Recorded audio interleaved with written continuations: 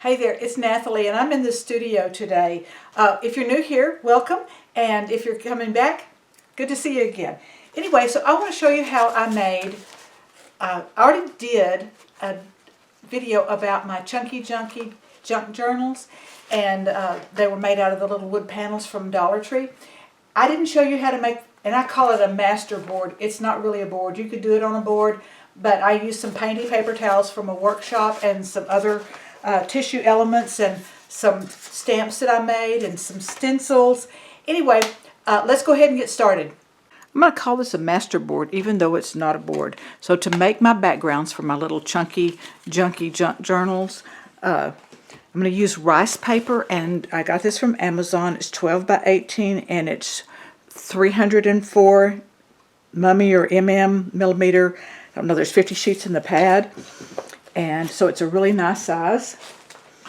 And here it is. And so the other thing I'm going to use, I've got a couple of brushes, and this is probably the one I'm going to use, but you can use a sponge brush if you want to. Mod Podge Matte.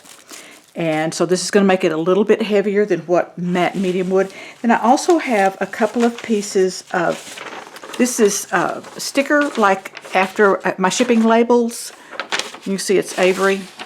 After I ship a product or a chunky junky junk journal away, then I save the backing because it'll act as a resist, and you could use wax paper if you want to, so if I get off the edges and it's not going to stick to my lovely paper that's underneath here, I could use this.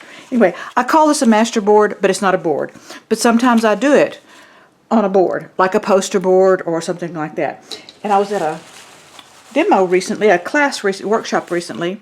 I was at a workshop recently and collected these Painty paper towels from leftover from projects. This is a little bit different. This one is not from that same workshop, and so these were from the artist around me. My stuff was in red and theirs were in these turquoisey colors, and so I want to use that. So I'm not going to show you the whole thing, but I'm going to show you a few steps.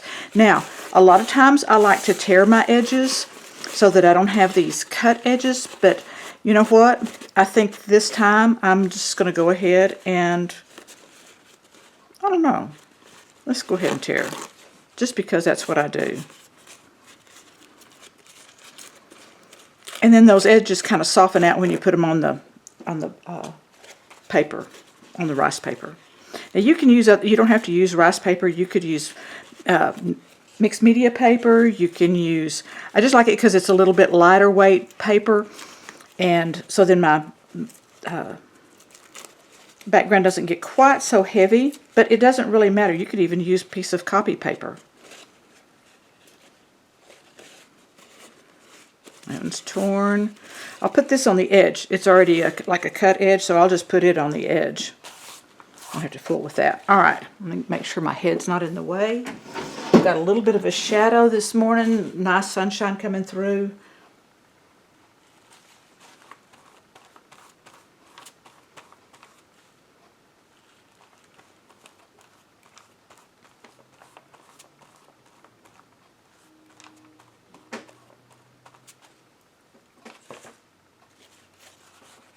And since this is a torn edge, I'll just go ahead and scooch it up just a little bit. We'll put that cut edge on the edge.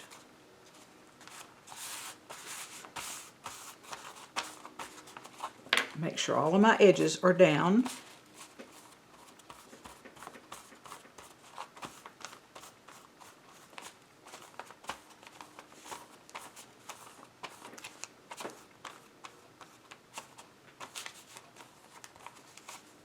There we go. All right, let's scoot over a little bit.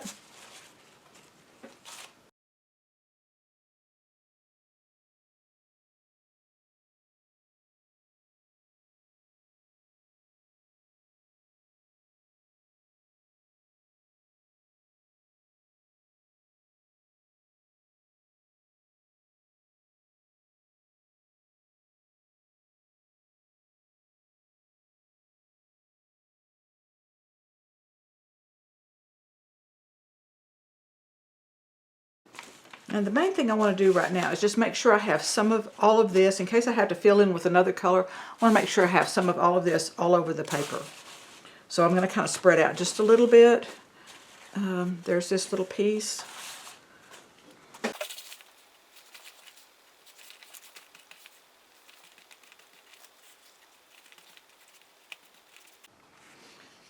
Okay, I've got my background all in on my rice paper. And I forgot to say, you need to use, if you're using 2-ply paper towel for your painted paper towels, be sure you separate the layers, because if not, then the top layer will probably pull off. And then also you get sometimes you get double surfaces, you know, the front and the back. Sometimes the back is too pale. But anyway, so now I'm going to let this dry completely. Now I've got this little streak right here. I did that on purpose because I had that was kind of a light spot. And I was able to use all from the same batch of from the demo, from the workshop that I was in. So I was able to use all the same paper towel. I didn't have to add in this extra piece that I thought I was going to have to add in. So so I'm going to let it dry, and then I'll come back and I'll add some stencils, and I'll add some other little bits of paper and some other creative elements before I start making the covers for my junk journals. And really important, I'm going to go wash my brush out really good so it doesn't ruin my brush. I'm going to use a few stencils and some circles, and I've got my paint here and a sponge, and tap, tap, tap.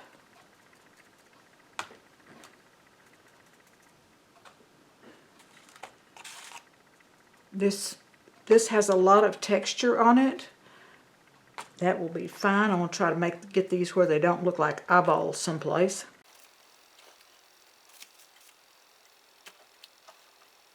Wipe that excess off of there for a minute. Oh, I might just like put it over here on this piece of paper.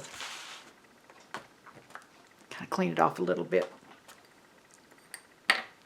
All right. Dab, dab, dab my sponge on my plate, and do just a couple of little stencils on here.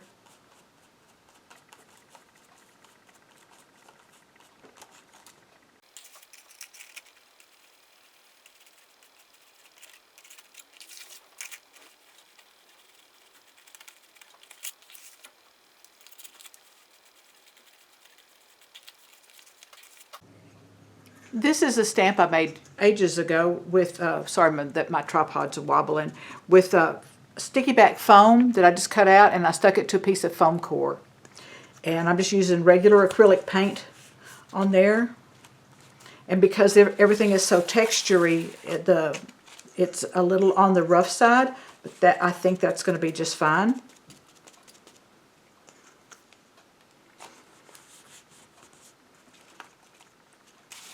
One more someplace. Let's see. And I'm just using a flat sponge to sponge that color onto this stamp. Go over here. All right, now I need to put some white on here. But first I want to clean off my stamp. I've got a clean side of my sponge.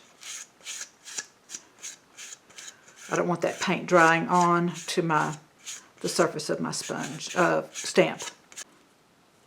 And now some big white circles. This is just a plastic cup, like that.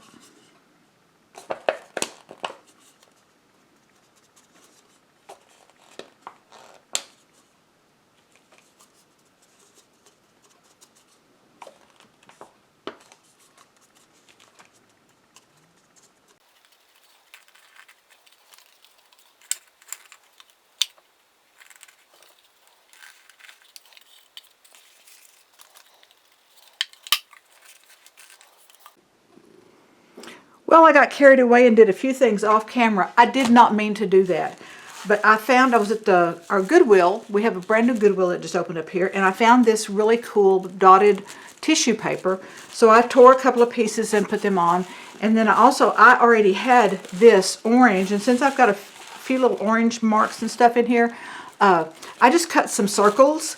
And then I cut a hole in the middle of them so that I've got these ovals. And there's Kitty No. Wonder why her name is Kitty No. And then I just went back with the same orange paint and just did a big old splatter. Let me show you. I love the splatters. And I did not just little droplets. I did like big big marks. I love those. But I just put that on with Mod Podge, and then after it was good dry, I came back with a Sharpie and I did a couple of extra little things. Now I'm going to add more stuff to this whenever I do my junk journal, but this is good for the background pieces to start off with. But I had left that out, so I want to be sure and show you this. So the only thing in this video was making the paper. That was it, this paper.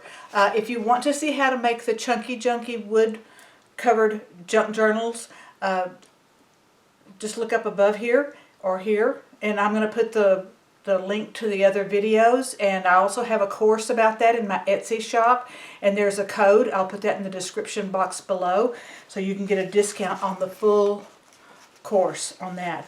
So if you like this video, be sure you give me a thumbs up, leave a comment. I love your comments. Subscribe, and be sure you share me with a friend. And I'll see you next time. Bye-bye.